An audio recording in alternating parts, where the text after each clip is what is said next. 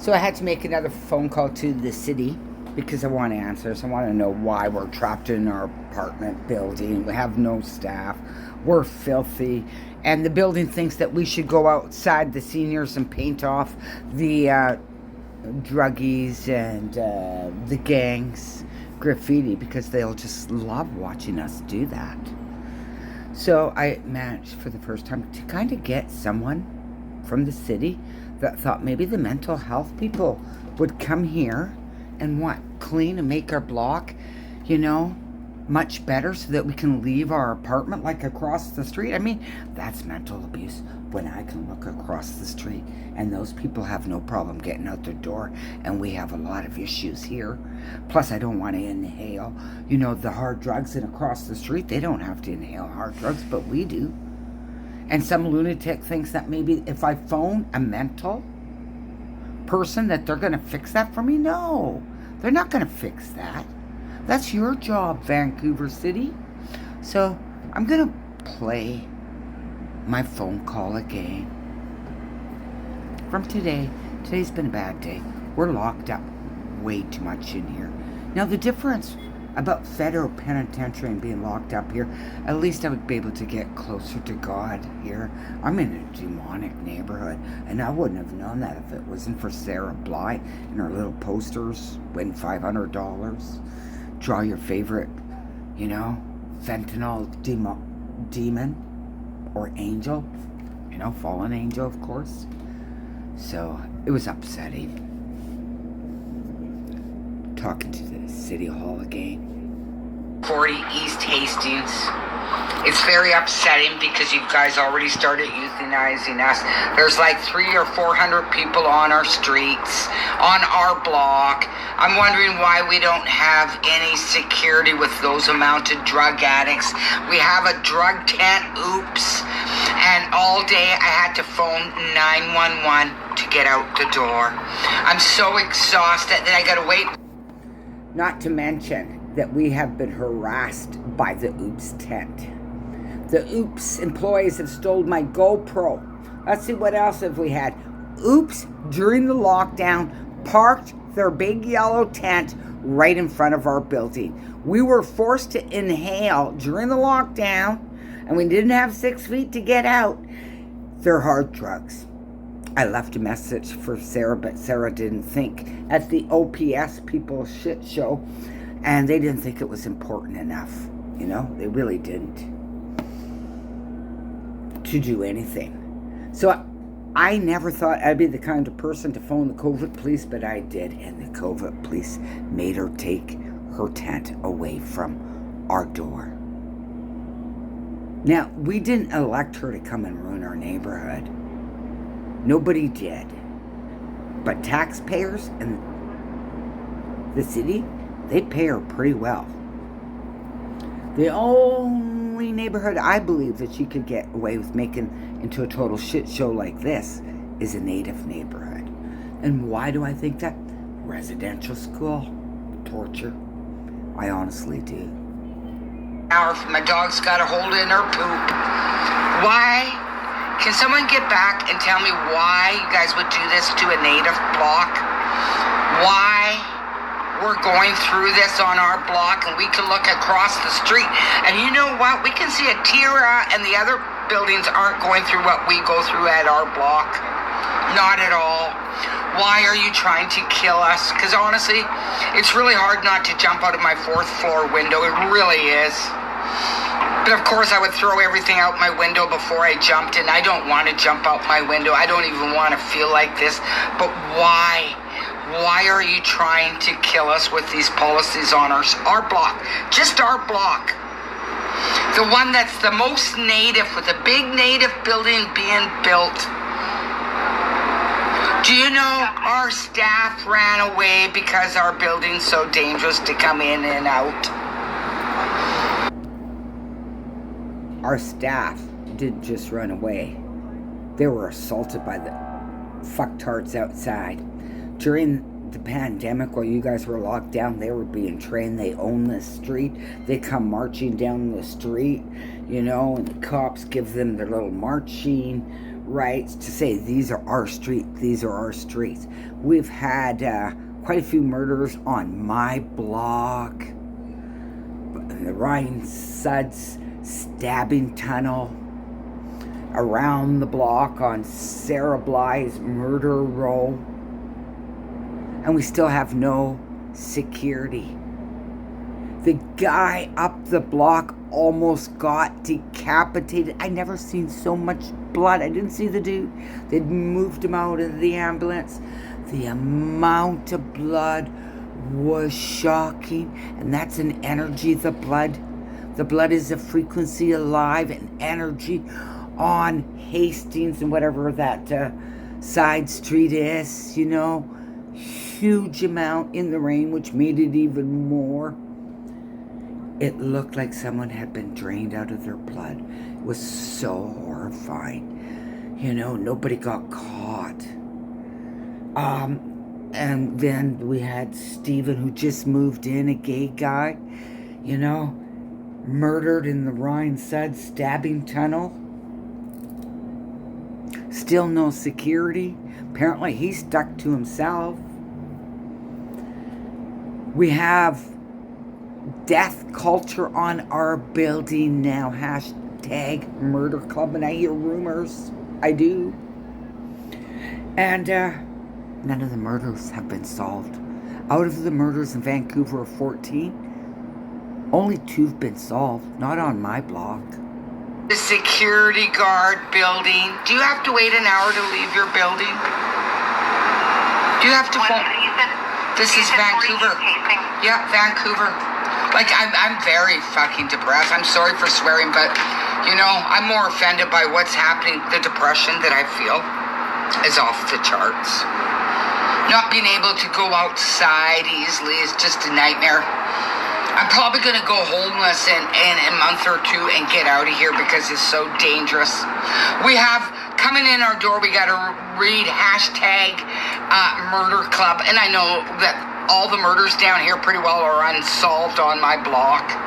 We have homicidal writings in our hallways. Do you know what they said to me, the manager of the building? That I should go outside and paint it.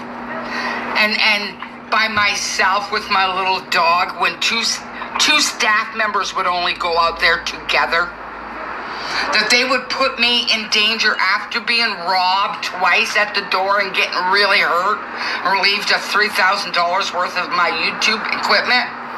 You know, that they would even want me as almost 62 years old to go out there and paint it when I don't even have paint. Didn't even ask me if I was allergic to the paint smell. Didn't care. Wanted me to go find some druggies to paint over all the mean stuff. Like I'm a druggie.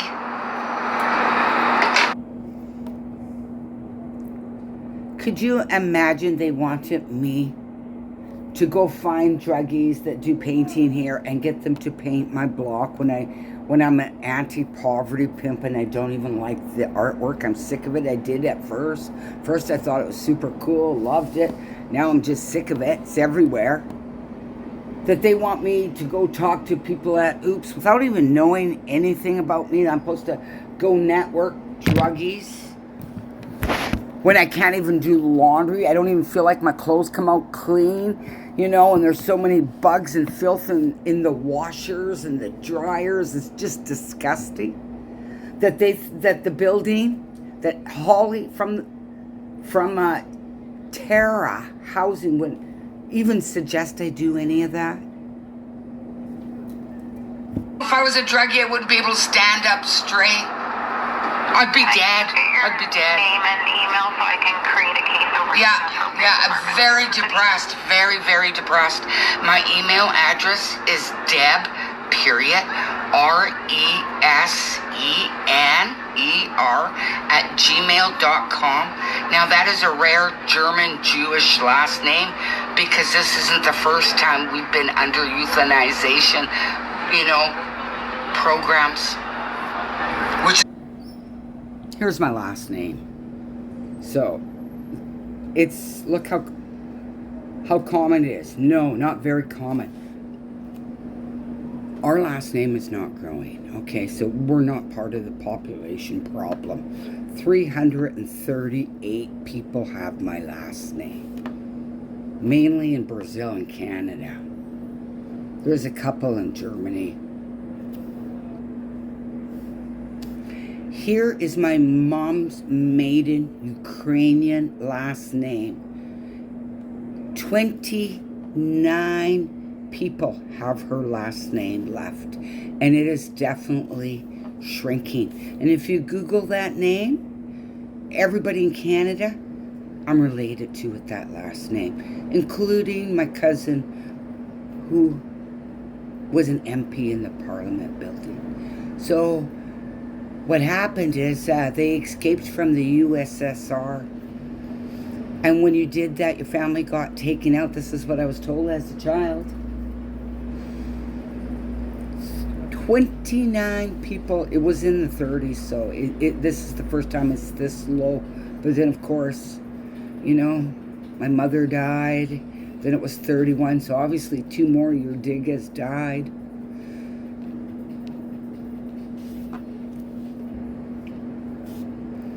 And this is my cousin David, your Diga. He supports the Ukraine war, which I don't. And I haven't seen him since he was a child. You know, I'm older than him. But, you know, former member of the House of Commons. Because this isn't the first time we've been under euthanization, you know, programs. Which is very depressing at Christmas to know that you're in Canada. Canada lied to you all your life and you're in a euthanization zone and you're going nuts because nobody cares enough to clean up your block because you're in a native neighborhood and Canada's still racist. I mean, everyone that's really old in my building, and I can tell you I speak to them that aren't on hard drugs, we're all suffering. A lot of them died. The lucky ones died. They died after the jab came out. And they suffered, and they cried when they would come home, you know, in and out of the building because they were harassed so bad, and they died. And that was the last place that these people that graduated residential school lived.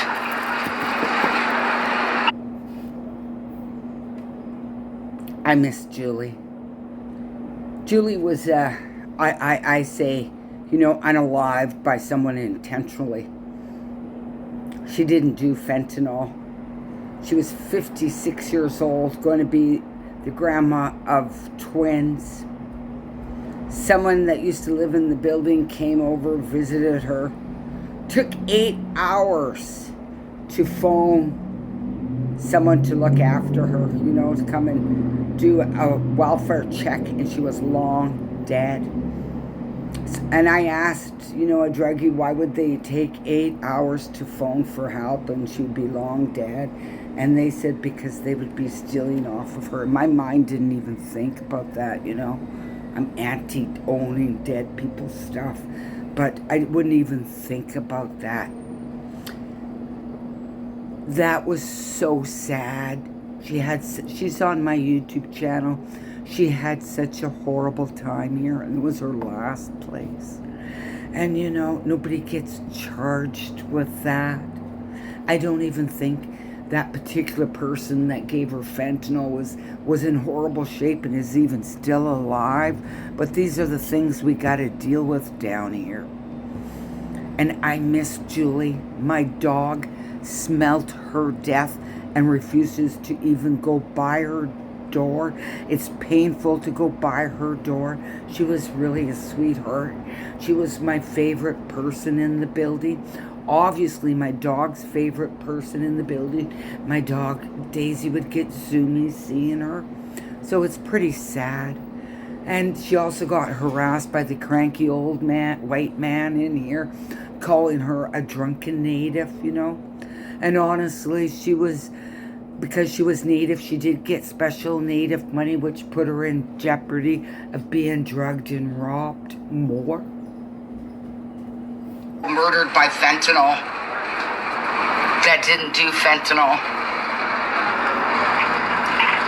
I will forward your case over to the appropriate department. Can somebody call me, because I need these questions answered, you know, because this is ridiculous. Phoning you guys twice a day or every day, you know, phoning the police every day just so we can have a decency. Sarah Bly makes a lot of money and lives in a privileged neighborhood with her OPS that I call OGS, Overdose Genocide Society, lowering carbon footprints one heartbeat at a time, you know, and her block has cameras. We don't have cameras. She's got security. She can walk to her oops across the street, no issues. Not like us. She gives out free drugs, so of course the druggies are going to love her. Not people like me that expose the neighborhood. You just put us in danger. Anyway, yeah, I wish she would do something, because I gotta tell you, I'm very, very depressed. It was the worst Christmas in the world. The worst New Year's, knowing that I had to reflect on all the murders, the stabbings, and look at my YouTube channel. Didn't know what was the top 10 worst moments I had to make the top 10 worst moments for my YouTube channel. Couldn't even do it. My dog has PST. Yeah. Like, our block needs to be fixed. You putting up signs saying no people selling stuff doesn't work. You're bringing people 2 times, you know, they just wait till they leave, you know, after you finish cleaning and reset up. Today we had a big, huge bass on wheels blaring into our apartments for most of the afternoon. I just have to let you know that there is a phone number for the mental health line if you want to talk to someone. Are you kidding? They euthanized someone across the street. They euthanized so many people. Do you think I really would want to talk to someone? Because you guys can't clean our block and we can't get out with our wheelchairs, our strollers, that you want me to talk to someone that's been in the euthanizing my neighborhood? You're going to tell that to a German Jewish last name person? Sorry, you're saying the mental health line, the actual state. Oh, I wouldn't have anything to do with your mental health. I'm on top of the euthanization. I don't even think you should recommend anybody talk to any mental health person downtown Eastside Vancouver. That's interesting, because I've never heard that the 310-6789 number was... oh, I wouldn't try any number. I wouldn't try any number. I absolutely hate... and I know a lot about psychology, and I have studied a lot of psychology. Hate what they're doing in the mental industry. All they do is give people one pill antipsychotics. I couldn't even get Ativan because I'm not on fentanyl. And Ativan would really help my stress. And really, honestly, I'm not mentally healthy enough to talk to someone that euthanizes people. I could end up in federal penitentiary, which would be an upgrade for my neighborhood. So, the Catholic government is taking property from St. Tannic Paul's Hospital to deliver Maid because they don't think it's right. They know you have a soul, but they're not going to speak out against it. They're just going to let the government take some of their property to set aside a clinical space for patients requesting euthanization. Yeah. Says the Archbishop Miller announced. So it respects Catholics' teaching about not allowing euthanasia within Catholic facilities. But still, he hasn't spoken out and said, you know, it's disgusting, it's vile. Which it is. And the only way that the government was able to roll out this euthanization program is a lot of programming in the school system. Your great-great-grandpa came out of a chemical soup and was a rock and turned into a little creature that evolved into you. And that's not true. Every esoteric elite knows that's not true. The BC government rolled out a plan Wednesday to provide a euthanization and assisted suicide building. So they call it clinical space I call it euthanization center. The amount of people that have been euthanized, and people, one person harassed me on my YouTube about it. I do a lot of research, and quite frankly, I cried lots when I hear people doing testimonies of how they were offered euthanization and they didn't want it, they didn't ask for it. And this could not happen in a country unless you take Christianity out of the equation. Not the Catholic Church, because the Catholic Church, say one thing to the Catholic Mass as well. They practice something totally different at the elite level. So you can investigate if you don't believe me. Very interesting investigation. The government's announcement just came hours before the Canadian Conference of the Catholic Bishops released a statement, okay? Oh, they did. Okay, opposing euthanization. Oh, only in Catholic hospitals, okay?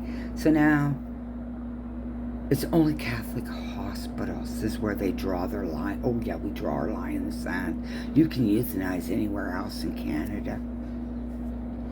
Do you know that the Catholic Church is not a sister church to Christian Church? No, she calls herself the Mother Church. In order to be the Mother Church, other churches have to capitulate under her, what she's getting them to do, And the natives in Canada, you're not the only children around the world that the Catholic Church and these other churches that capitulated to her took kids, okay? It's happened in Ireland and around the world. You do a little investigating and you realize Canadian native children aren't the only children completely harmed by these people. Which would be an upgrade from my neighborhood. Don't ever recommend people to use mental health down here. Yeah, I hear what you're saying. Okay, so you called in December 24th, I see here, with the same sort of concern. Yeah. It's been, you know what? I only go out once a day now. That's not fair for me or my dog or my body. At my age, 62, I gotta keep moving. So what I'm going to do here is I'm going to link that previous case. It doesn't look like there was a request for communication. Yeah, and in my building, if you want to live in a building where somebody's actually said, seniors, move out of this building or we're going to murder you in our hallways. Our hallways are scary. I mean, our stairwell, scary. Anti-gay stuff after a gay guy got murdered, and you want me to talk to the euthanization people? Yeah, don't do that, please. Please never do that to anybody down here. You know what? They euthanized in East India.